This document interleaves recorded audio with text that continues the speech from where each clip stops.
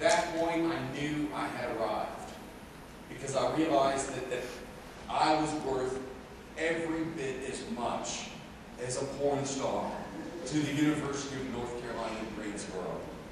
I showed up there and I gave that speech, spoke for about an hour, and it was a lot of fun because I took the money, took $1,000 of the money, and I went and I bought a 30-06.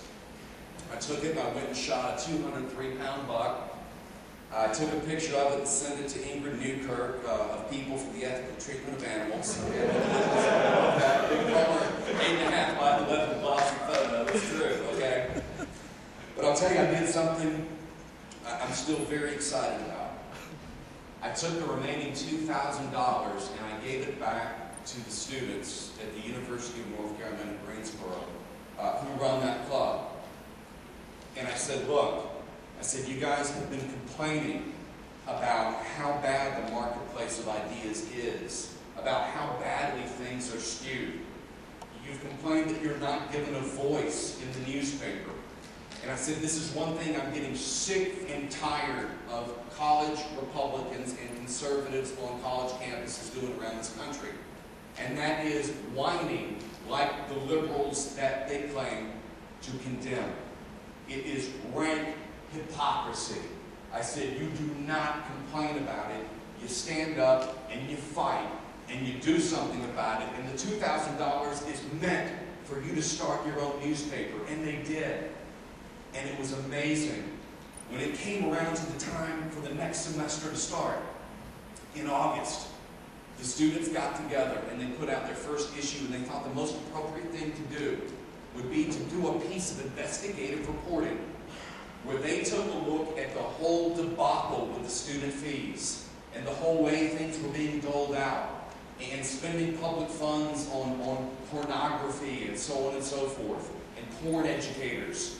So they decided to do a little bit of research, and it was one of the most fascinating pieces of research I've ever seen, because it led them back to the district attorney of the county, Alamance County, because they found out something amazing. Michael Bishop, a 34-year-old student, was hired to work in the Office of Student Life, and he was deeply involved in that process of hiring Tristan Tormino. But here's the thing that they found out in the process. They're studying this guy. This guy had been convicted of 20 felony counts of possession of child pornography, intentionally downloading pictures of children as young as 8 years old being raped and sodomized. That is who told us we were too offensive to speak at the University of North Carolina in Greensboro. And I was so very proud of these kids, because they not only put out their paper versions of the paper, that's not all they did. They immediately put out an online version, and they sent a copy to me, and I said, guys, would you mind if I just took some of this fine journalism, copied a little bit of it, worked it over a little bit, and published it in my column on townhall.com to make sure everyone hears about this?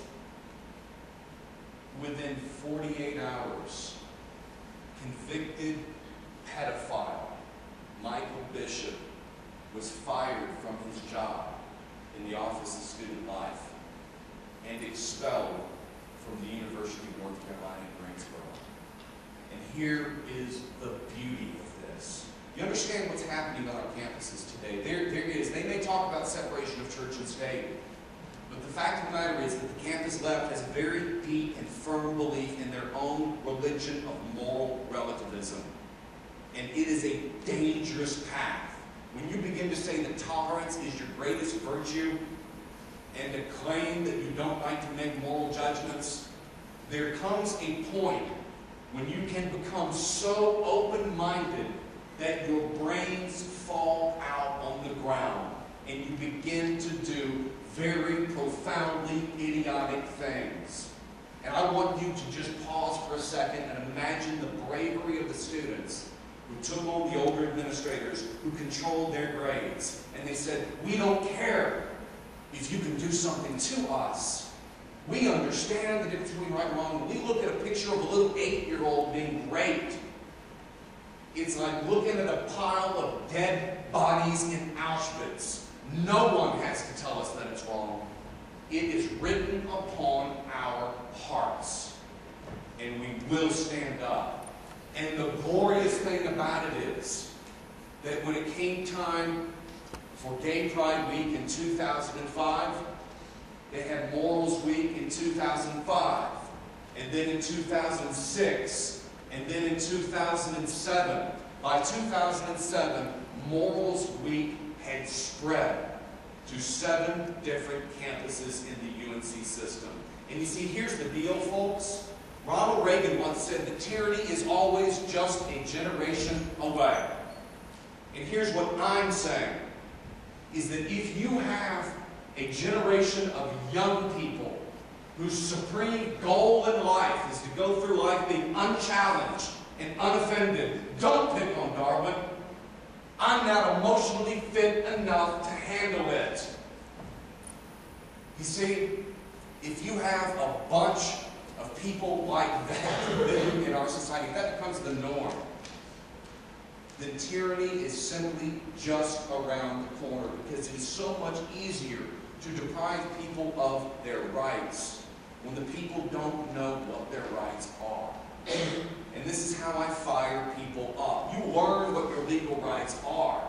You get angry, but you don't just fume. You don't play the victim. Playing the victim isn't the conservative way. You fight, no matter how big the opponent is. And that's why I'm telling you, I don't care if this isn't happening at your college right now. It's always just a generation away. And you don't have a conservative newspaper?